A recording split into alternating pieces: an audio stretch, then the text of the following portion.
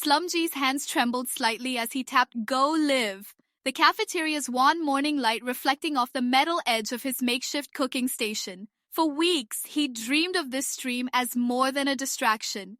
It was a way to stitch some joy and camaraderie into the long days of triage and missed meals, a small rebellion against the hospital's relentless tide of alarms. Harshstephh grinned from across the table, phone at the ready, already teasing him about his secret biryani recipe, and nudging him to look at the chat where ZeroWins01 had started a running commentary on everything from sibling status to washing machines. The chat scrolled in a cheerful blur, emotes and inside jokes tumbling in, and for a moment SlumG felt the rare lift of being seen, not just as the new resident, but as the hopeful center of a gathering. In that instant, before the first sign of trouble, the hospital's machinery seemed to hush in anticipation, as if willing this fragile act of connection to hold. The sudden silence was so absolute that SlumG's breath caught.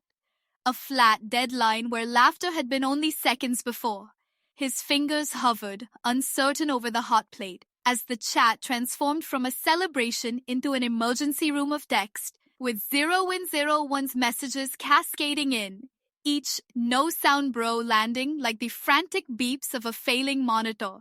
Panic squeezed at SlumG's chest. He felt exposed, as if he'd failed a crucial test, not just in streaming, but in belonging. Harshsteph's playful banter faltered into nervous glances, the hopeful camaraderie in the air replaced by a prickly uncertainty, while the hospital outside pressed in with its own reminders of how quickly things could go from routine to crisis. In that instant, the fragility of their connection, digital and human, became painfully clear as the promise of a simple meal unraveled into a brittle silence none of them had the tools to fix. ZeroWin01's messages landed in rapid-fire bursts, each one a lifeline thrown into the widening silence. No sound, bro. Maybe restart phone. Why does your phone not have sound?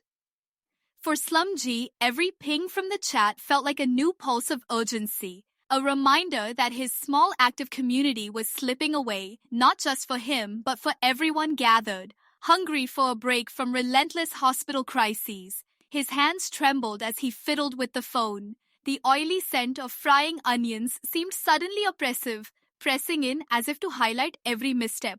Harshstephh, sensing the shift, doubled down on humor. "Biryani pak raha hai kya?" But her laughter was edged with nerves, her eyes darting toward her own phone for updates on a critical patient, even as she peppered the chat with emotes. Mankini's calm, measured advice floated over the intercom, grounding the team.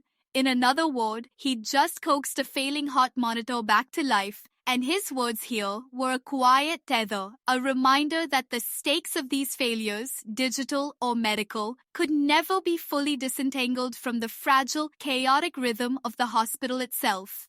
In the thickening silence, SlumG's heart pounded louder than the static hiss from his phone, each failed fix fueling a jumble of embarrassment and dread. This stream wasn't just a break from ward rounds, it was his one gesture to draw tired colleagues together, to remind them they were more than the sum of crises and alarms. As ZeroWins01 volleyed troubleshooting steps peppered with humor, "Don't cry, bro, we must work," the chat began to spin from frustration into a kind of stubborn, absurd camaraderie. Even the translation glitch, "You are a beautiful mother," became a badge of their shared struggle. Harshsteph's laughter danced on the edge of desperation, her jokes and emotes an attempt to hold back the sense of failure while she discreetly checked her screen for ICU updates. In the background, the flicker of fluorescent light and the distant, insistent beep of a